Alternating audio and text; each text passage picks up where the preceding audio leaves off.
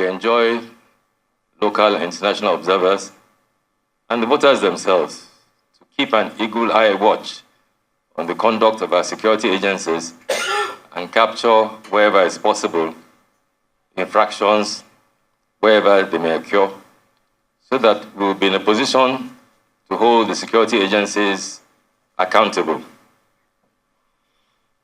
The many unfortunate incidents of thuggery, physical assaults, occasioning harm, disenfranchisement, or denial of the right to freely choose in a democratic environment witnessed during the elections of Saturday, the 25th of February, must be understood for what they are.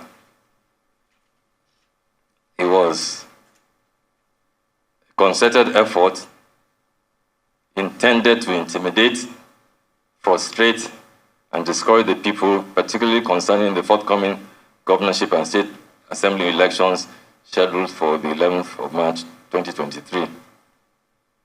Afenifere has noted the brazen desperation of the APC party in Lagos State. After all its efforts to create dissension, contrive misunderstanding, and therefore foist on the people a situation of mutual hate and destroy had failed, they tried that. Social media was replete of posts encouraging hatred amongst the various ethnic groups in Lagos. They have also resorted to strong-arm tactics by forcing people to do their will, even after they have been defeated at the presidential polls. It is believed that with INEC's assurance of better performance and the people's ability to be the watchdog of their ability to keep to that assurance, that the polls on Saturday, 11th of March, and the procedure of Olodi results through the BVAs at the polling unit will be seamless and in real time. The manipulation is usually enabled after this process. It is believed that our own vigilance will ensure that the elections will be free and fair. Afenifere hereby enjoins all men and women of goodwill to turn out en masse on Saturday, 11th of March, to vote for architect Gbadebo Rhodes-Vivour, a scion of the illustrious Rhodes-Vivour family of Lagos, whose family ancestry and pivotal contribution to the affairs of Lagos State dates back to 5 generations. Gbadebo is sure to make a huge difference to the unfortunate present state of morass, brigandry, opportunism, impunity, and prebendary. It will restore the cherished values of Lagos encapsulated in the Omoluabi ethic of fellow feeling, dignity, and nobility of spirit. All candidates of Lagos Party in Lagos State constituencies are noted to be natural workmates of the Gbadebo governorship. They too deserve our attention and votes. The team that is afforded by this synergy will ensure a result-oriented administration and put an end to the many years of desultory governance in Lagos State. We implore Lagos residents to ignore provocative posts on social media, many enabled by the urgent provocateur and aimed at finding the embers of disunity among peace-loving residents and intended to pitch Yorubas against Igbos. Igbos voted for Asiwaju Bola Tinubu in states southeast, the same way that many Yorubas elected to vote for Mr. Peter Obi in Lagos and other states in southwest. The issue that we are confronting is not a contest between Igbos and Yorubas. It's a contest of ideas. It's the contest of those who think that we're at a stage where there should be a change in the polity. Finally, sitting here with us is the father of the governorship candidate, Mr. Rhodes-Vivour himself, sitting here with us. Also with us is Her Excellency, Mrs. Kofi-Boakye-Akerele, who is representing, apart from on the one side being part of one of the leaders of Afenifere, she's also representing all the Elders Council of Lagos State Indigenous. She's here on behalf of all the Elders Council.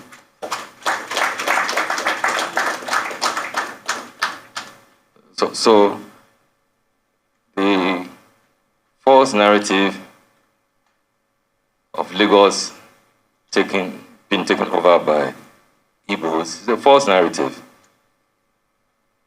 Mr. Gbadebo Rhodes-Vivour is a Yoruba man, with his great-grandfather being one of the indigenous founders of New Lagos, immediately after colonialism.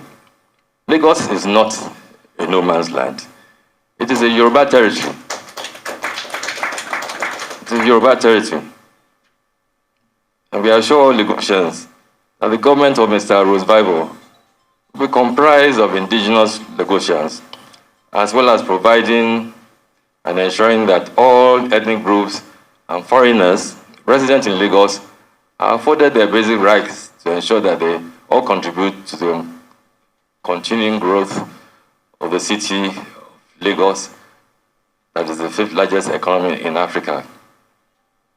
We have been inundated by several posts of some royal fathers being complicit in engaging in partisan politics.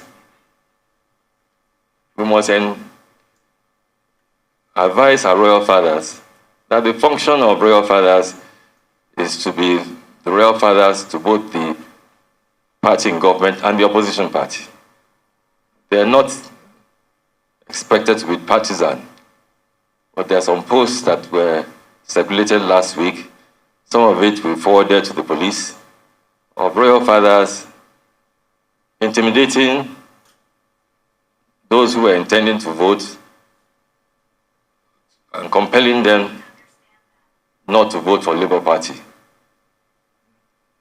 I will advise them to retract from taking such an attitude, because there will be consequences for royal fathers who show partisanship in their engagement in the policy. The truth of the matter is that many people are yearning for change. And we're at a stage where all those who we are putting forward in Labour Party are candidates that are representing a change that is even beyond their own person. So the issue is not their person, the issue is what they are standing for.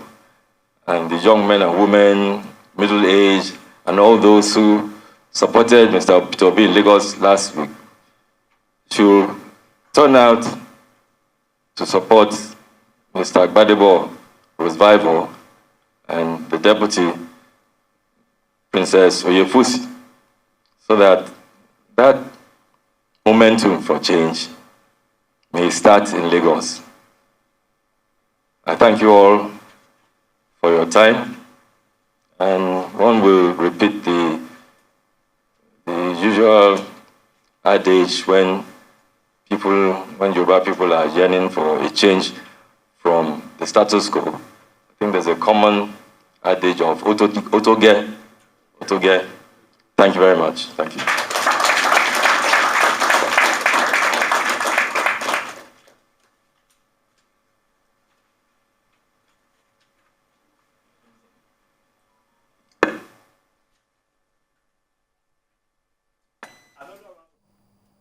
You've just been listening to a press briefing granted by the Committee of Indigenous Lagosians who have endorsed the gubernatorial candidate of the Labour Party, Gbadebo Rhodes-Vivour.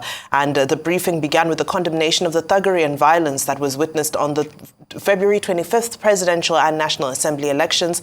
And there was also reference made to social media posts that have been inciting violence and encouraging tribal hatred. It was emphasized that the narrative of Lagos being taken over by Igbos is a false narrative, and it was emphasized that Lagos is Yoruba land, it is not no man's land. All right. The governor of Lagos State, the cabinet will be composed of Yorubas, even though other interests will be accommodated in the affairs of Lagos, but it's going to be comprised of Yorubas. Another round of applause for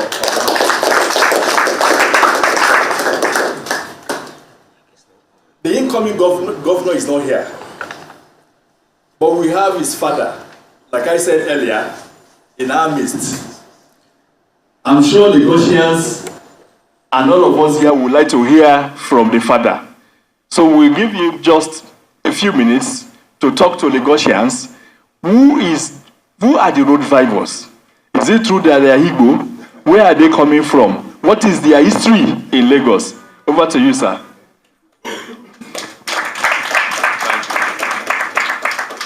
I stand on all protocols of the day.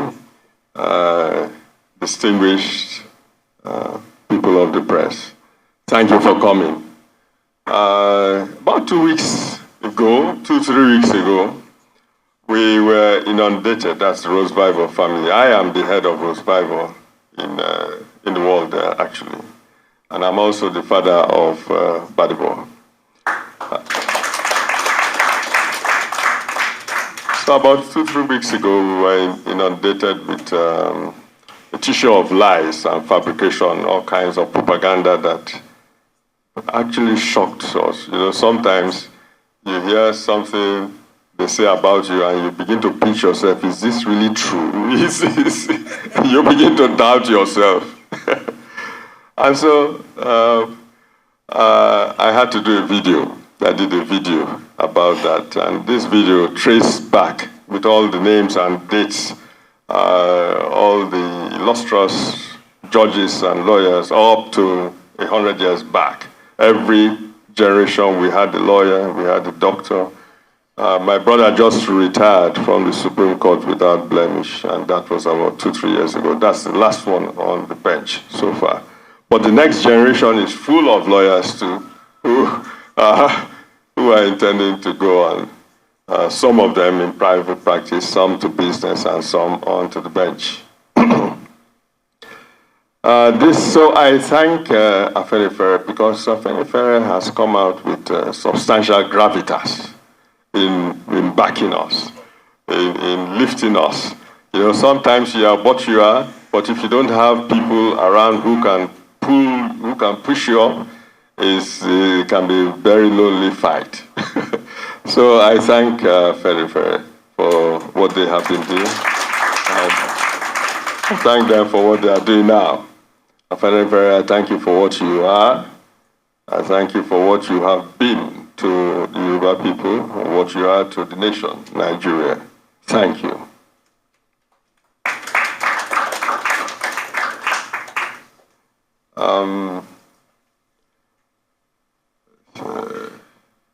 It is true that there's this momentum that commenced at the point of SARS, NSARS.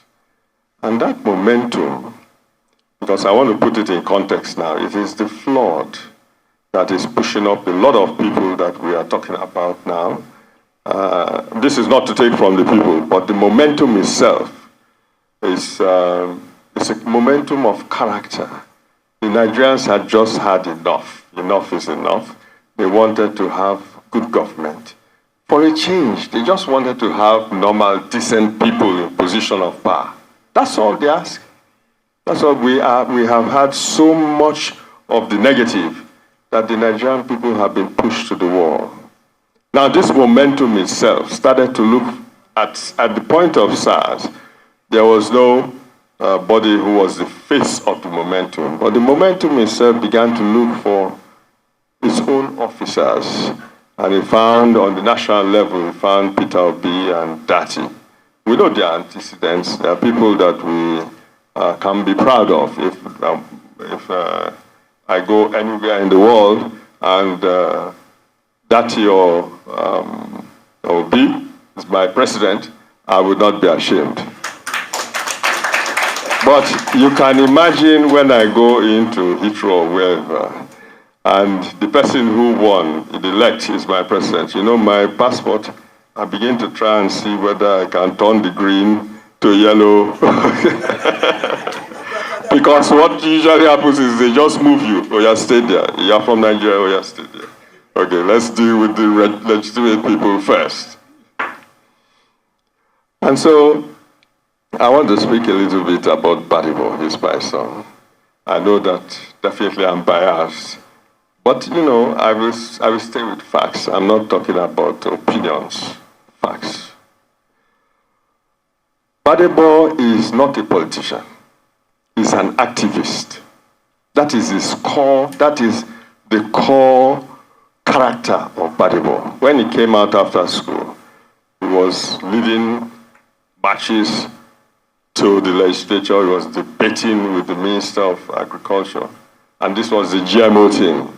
You see, the thing with an activist is that the activist is revolted by injustice, by anything that's unfair. Immediately he reacts and he begins to lead processions and marches and goes on TV, and so that was Gbadebo for you.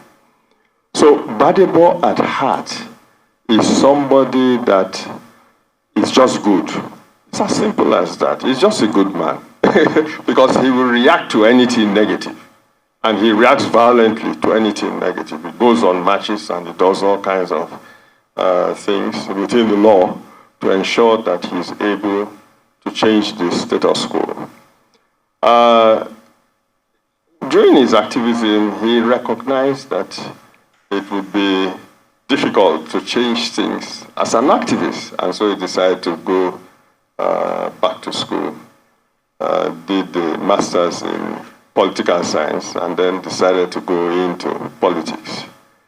Now, prior to this, when Gbadebo started school here at Chrisland, and then went on to ISL, that's the University of Lagos Secondary School. He didn't finish there, but he finished at EAB in Paris. And then this is where I noticed myself as the father that this boy was different too. There was this graduation ceremony. I was there in Paris. And the valedictorian was making his speech. But before he made his speech, he said that there is somebody here in this class. And you know, that's a white class, so French boys. He is black. There's somebody here in this hall who is responsible for what I am today. That's the valedictorian. That's the man who led the class. And he began to tell us about Gbadebo, that he didn't know this valedictorian was up on chemistry and physics, but that Gbadebo spent time, including going out in inclement weather when it was in winter and all that, to go and lecture him and teach him. And then now he is what he is. You can imagine how I felt. I was sitting there, and you know, he is not the valedictorian, but the valedictorian himself is admitting that this is the person who made him what he is. So you find that Gbadebo has this spirit of love. He has the spirit of, he can easily go into your situation and understand your situation and sit down with you and find a solution to it. This is what he brings to government. The second anecdote that I recall was one day at MIT. I called him and we were talking. He says he's spending 3 days, the third day in the studio. I said, what are you doing for 3 days straight in a studio? You don't sleep? He say, he has a project that he wants to finish, and he's not going to leave that studio until he finishes it. Now, this is his character, and we are talking about character. Gbadebo will not say that he wants to do certain things and do it halfway. He will finish it. He is rugged enough to finish it. That is Gbadebo for you. Finally, I want us to recognize the role of God in everything that we are doing. If the people that we are contesting against have had the treasury of Lagos State at their disposal, we are hearing that 3 billion, I think, goes to a certain person every month for the last 24 years. Those of you who can do math, I'm not a mathematician, you can calculate and see whether that is not equal to the GDP of somebody. But this is what we are fighting against, and we have prevailed. And who are we? We are just normal people. From Isaleko that we came and stayed. All of us went to school, were lawyers, were judges and all. But we were not politicians. We didn't go into government that we say we are Maxwell somewhere. We are not senators. We are not anybody. We don't have the funds to fight this war. But we have prevailed. That can only be God. And so I want to end by encouraging us that if we can see the writing on the wall, that it is possible to prevail against evil, then please come out on the 11th of March and make it a resounding victory for all of us. Thank you.